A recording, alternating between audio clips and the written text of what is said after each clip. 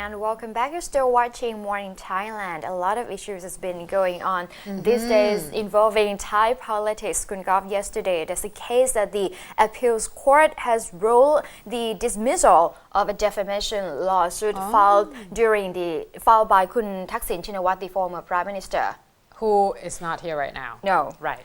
This defamation lawsuit was filed against the core leaders of the People's Alliance for Democracy, or the PAD, the yellow shirts, who already rallied against the administration of Kun Thaksin Shinawatra a few years before. Kun Sonthi Limthongkul, the core leader of the PAD, and also Kun Sarocha Porn Udomsak. She is the television show host, and they were filed in the case that stemmed from an edition of Yam Phao Pandin, or Thailand's Guard television program that was aired on ASTV channel back in August the 24th in the year 2007. And in that edition of the show, they ran a tape of the speech that the two made earlier to a group of PAD supporters in the United States. They said that Kun Surakiat Sathyanthai, who was the former deputy prime minister in Thaksin administration, who resigned during that, and the two said that the reason why Kun Surakiat resigned is because he could not tolerate Kun Thaksin's aggressive comments against a high institution, and so the allegation was filed against them. However, yesterday the court said that the criminal court sentenced the two accused to 6 months in prison and also a fine of 20,000 baht each. And the jail term was suspended for 2 years.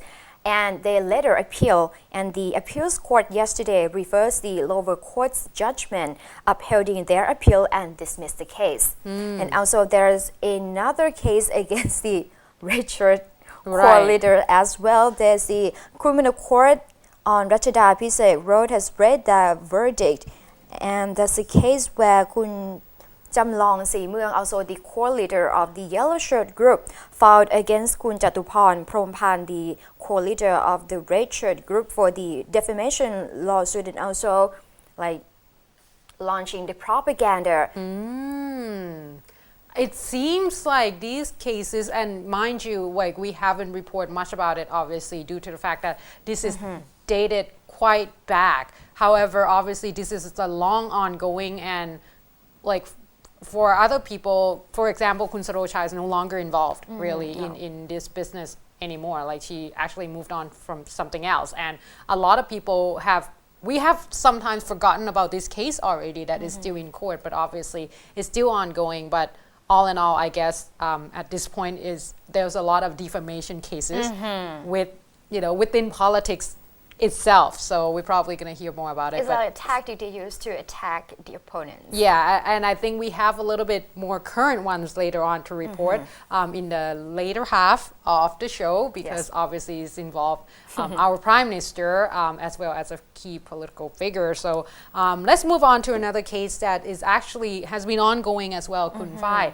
because I don't know if you remember, the missing businessman has been killed by his driver and his friend, and at the time they say that it was because they tried to take his money at the time anyway. However, it seems like his lawyer, Kun Santipap, Kun Santipap or Peng Duang or Kun Bon, the driver, actually contacted the families, Kun Akeyuth family's lawyer, to Kun Suwat Apaipak, and claimed that he actually was hired to do it by some people in uniform. No wonder.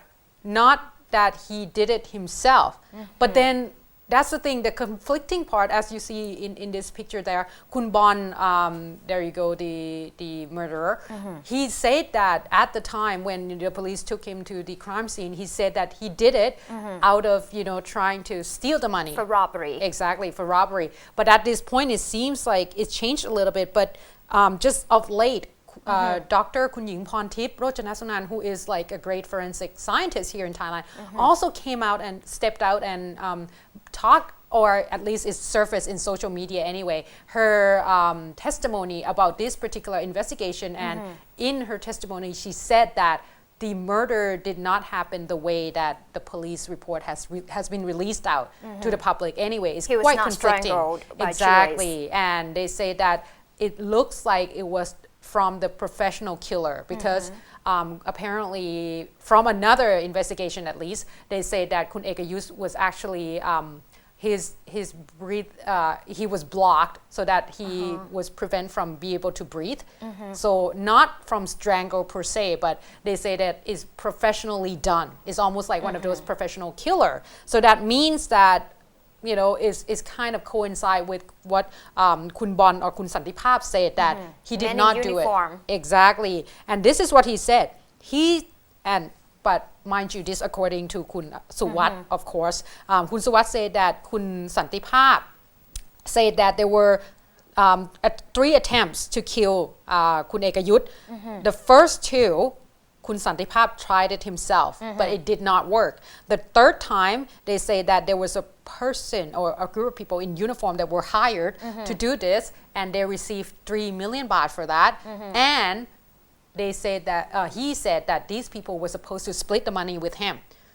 And he's right now in prison. So he said that. So he didn't get the money, right? Yeah, he said that he was thinking about it, that he might not get the money anymore. So that's why he came forward. However, Kun Suwat Apaipak also after said that, he also tell the press that, mark my words, I would not take this case anymore. Because he said that the more he digged into it, the deeper it gets. And he said that he got a lot of death threats. And he said that there was a plot that he has heard of from, or he got tipped off, exactly, that there would be a plot to kill him using 2 10-wheelers, exactly, that's supposed to smash him right in the middle. So that's why he said that he received a lot of death threats. Plus, the family, Kun Akeyuth's family themselves, requested that he stop digging into this particular investigation because they also received the same threats.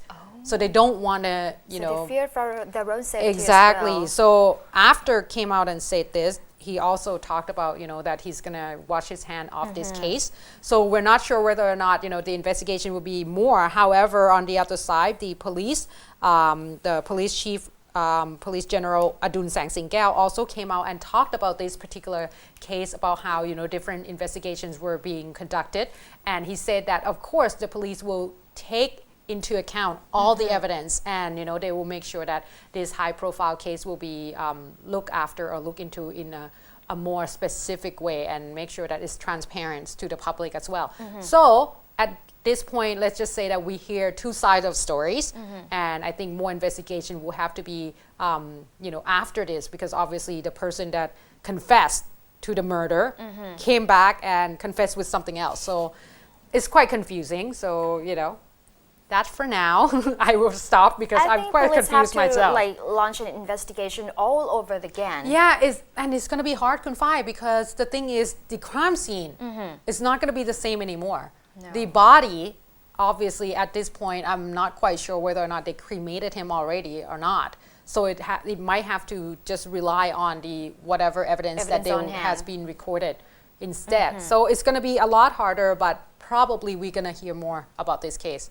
The case that we thought was over, not exactly over. It depends on authority. Exactly. If police is still the motive is robbery, then no one can do anything. Exactly. Okay, moving down south here, there's a sudden incident happened in Pattani province again, Kunkap. Yesterday, police were alerted, and also they rushed to the scene and found the Toyota pickup truck that has been smashed into a tree in the Pattani provincial road between Pattani and another district here. And in that particular pickup truck, there was bullet holes all over the car. Oh, so it's not like accident, no, obviously. And inside they found the body of Mr. Abdul Rafa Bhutan, age 46. He is the former director of Pattani's provincial administrative organization, and also the owner and director of a local school there.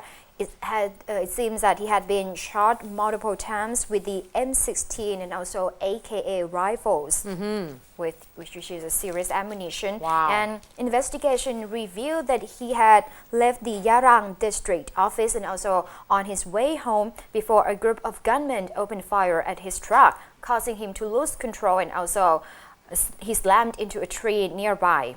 Wow. And the thing is, the victim was a very well-known and respected figure, and I might say that it's probably not that much involved with the southern violence because he's Muslim. Well, that's the thing. I believe that at this point, the insurgents are acting even against key figure, because don't forget, we just have, I think I reported about 2 weeks ago, Imam, or the Islamic spiritual leader that was killed as well, shot and killed.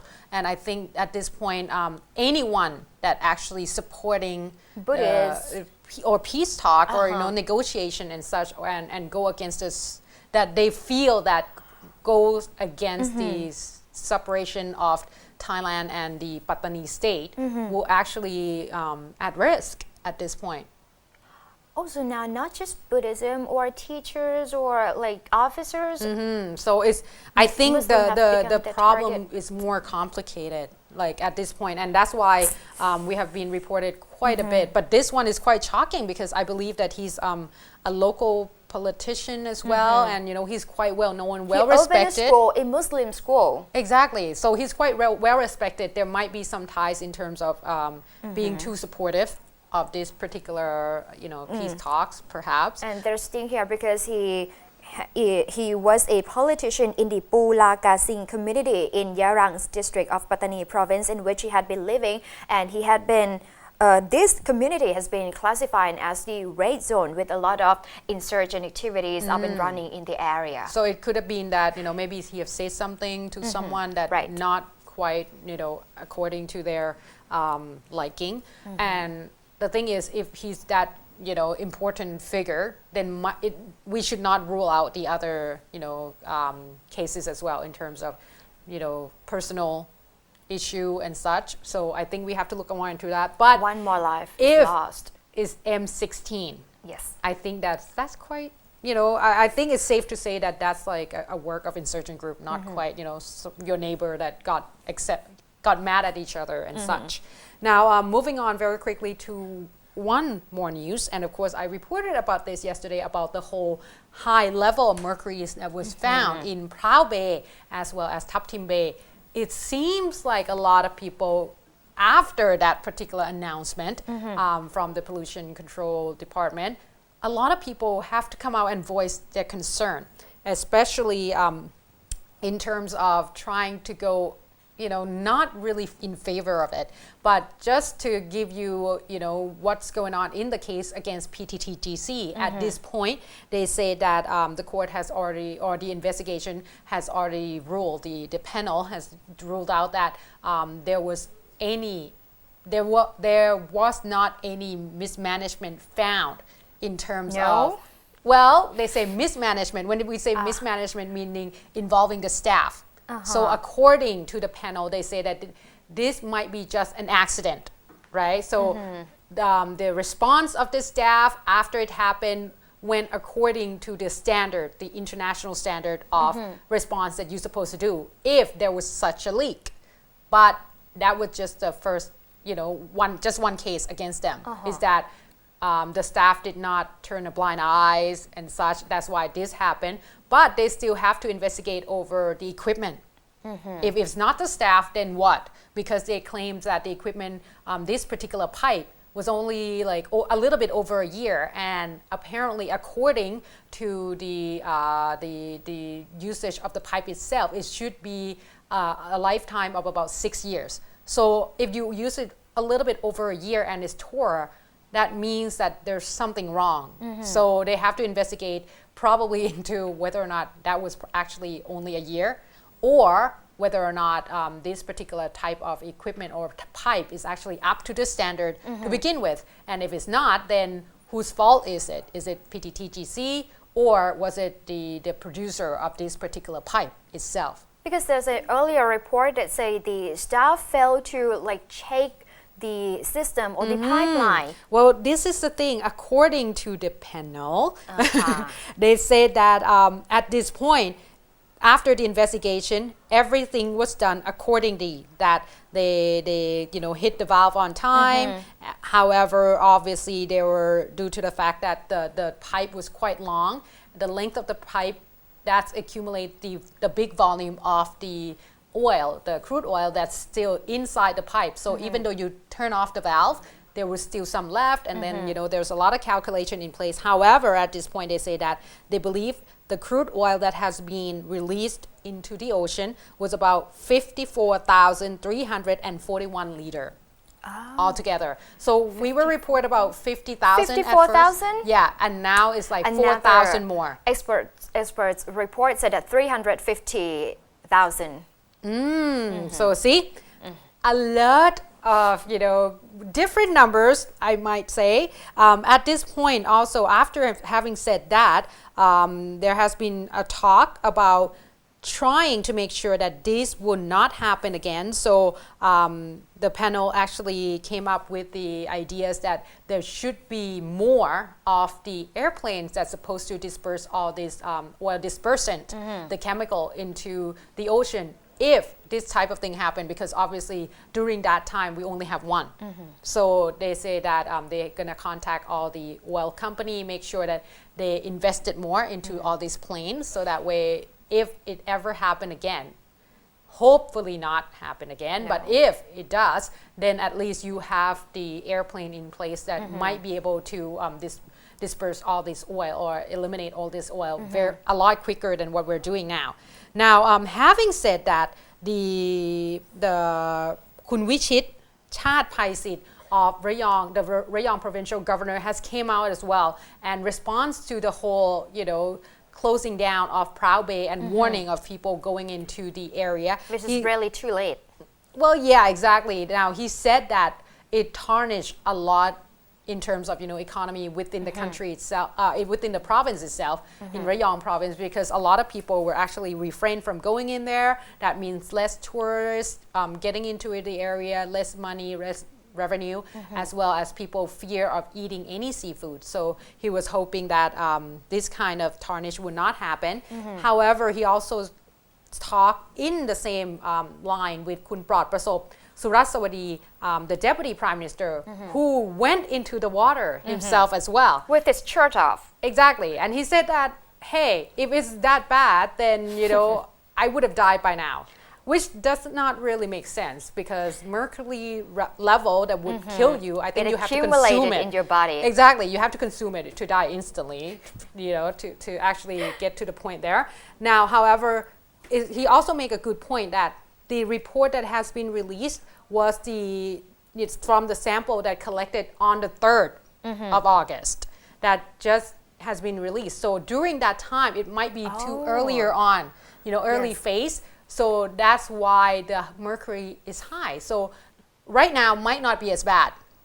Let's just put it that way. And Kun Chuwit, who also went into a dive there, also came out on the social media, on his Facebook, say that he's gonna have to, go and get himself checked as well, because they say, the authority came out, the pollution control department came out and said that it's not gonna kill you, but it will create skin irritation, you might get nauseous and such, because 2.9 higher than the standard level that acceptable for, to be in water is still very high, according to the department itself. And plus, there have been a report yesterday at about 6 p.m. that the villagers as well as the fishermen has found several fish that died about 2 kilometer in length that just surfaced on the beach there. And they say that at this point they have to investigate whether or not this is caused by the crude oil itself, or the level of mercury, but still there's a few evidence that we have seen here and there. So, for me personally, I would still say that refrain from getting into water. Swim in a pool for the time being. Yes. Walk the beach, swim in a pool, but don't get into water, because it might not kill you, but it might, expose you to all this mercury that could get into your body and hurt you. And all the fish No obviously. beach trip, no waterfall during this time. Yeah, it seems like it's not a great season for traveling. No. Right. All right, with that, let's take a short break because we have more defamation case to report against our Prime Minister at this point. And of course, I have a little bit more on the reform panel, so please stay tuned.